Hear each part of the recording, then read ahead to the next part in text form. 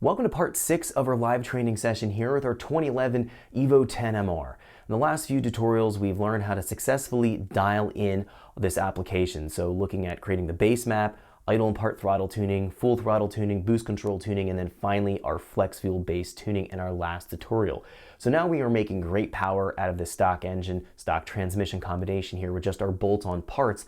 But we need to make sure that the engine can fire off just as it would stock on a cold start. So we're going to be taking a look at cold start and warm-up performance, and then taking the car off the chassis dyno and performing some driving cycles in real-world conditions so we can monitor what the fuel trims are doing, more of a long-term approach, and then also taking a look at how the boost control is performing, how the knock control is performing, making sure that everything is going to be safe and it's going to be consistent, and we can repeat exactly what we saw on the chassis dyno, which is the most important part with tuning. We want to make sure that there's consistency and repeatability, so we're going to go through all of that in this training tutorial. Let's jump in so we can check this out.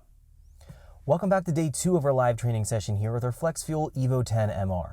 The last tutorial we focused on our flex fuel tuning. We know we've dialed everything in so that everything was safe. We're making great power on our stock clutches, on our stock engine. Now we're ready to take a look at getting the engine to fire off cold here, making sure we have proper cranking fuel.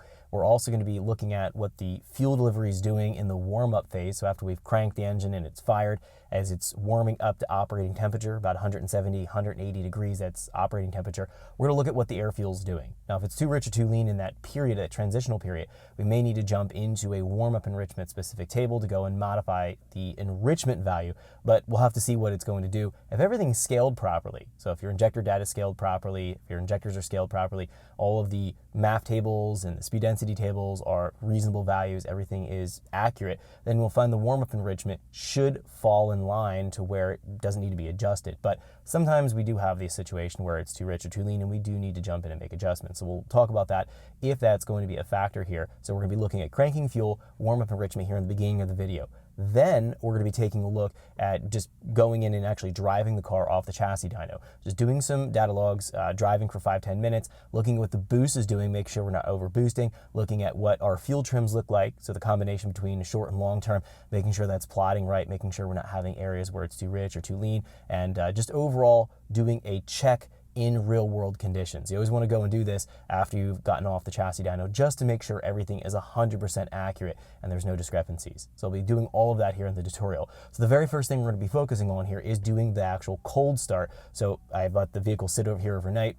It's cooled down, hasn't been fired off. Actually, it's been probably sitting here for about a week or two since we've last filmed the flex fuel tuning. I was doing some other filming, so the car's been sitting for a while and it's cooled down. The engine hasn't been fired off, so it's bone cold. We're going to be taking a look now at how it's going to crank and fire when it's cold. So when it's warm, the cranking fuel delivery is completely different. We'll find that the atomization of the fuel is proper. It's going to get into the engine. We'll find that it's not going to stick to the intake track, to the intake valves. It's not going to have what's known as a wall wetting factor. So on a cold engine, we need to pump more fuel under cranking so that the fuel gets into the engine because the engine isn't primed with fuel. There's no heat there.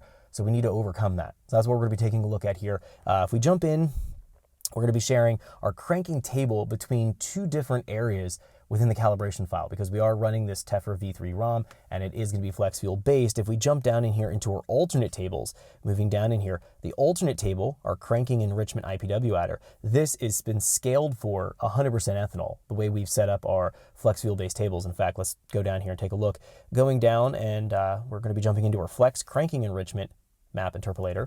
We're going to find here that at 0% ethanol, we'll find that it has 0% correction. 0% correction means it's going to be using 100% of the values from our other cranking table here. So jumping back up, we are working with the cranking enrichment IPW adder table. So we're going to go down here and just look at our normal table under fuel for the cranking. So cranking enrichment IPW adder. Now, one thing to note about these two tables, if you're comparing them, looking them back to back, this is going to be in units of Celsius. This is going to be in units of Fahrenheit. So we're going to see there is going to be some discrepancies here in the reported values, but nonetheless, we'll find that the values that are in here, this is going to be accounting for 0% ethanol, pure pump gas. This is going to be accounting for 100% ethanol based on how this table is set up here in this linear fashion. So 0 is 0. 0 means that it's going to be riding all on these cranking values. 100% ethanol means we're going to use 100% of our table values here. So it's going to be just doing an interpolation between these two tables. We'll find that we're about 35–40% ethanol here in this particular car. We'll be sourcing somewhere in the middle here. So we'll see how it fires off. If it cranks and it fires pretty well, then we most likely don't need to touch anything. If you're cranking and firing just as you did when you were warm, so the engine was warmed up, then we don't need any additional fuel. If it takes a lot of cranks for it to fire off, chances are we need to raise our values. Now on ethanol, on a cold engine, if you're running a higher amount of ethanol concentration than we have here, you may want to go into the table values and raise them 5, 10, even 15 milliseconds for cranking. It takes a lot of fuel to get the engine to fire off on higher ethanol amounts. So just be aware of that, and that's kind of what we're looking for, how it's going to crank, fire, and run, and then after it fires up and runs and comes up to operating temperature, what is the air fuel looking like in that warm-up transitional period. So let's go here and let's close these out. Let's jump into our Evo scan right now, and I'm going to go ahead and initiate a data log. We can see right here the wideband is connected. Now I haven't been connected to this for, again, probably a week or two between filming the last tutorial. I always want to make sure that the wideband is coming online. It's showing 20:1, which is good.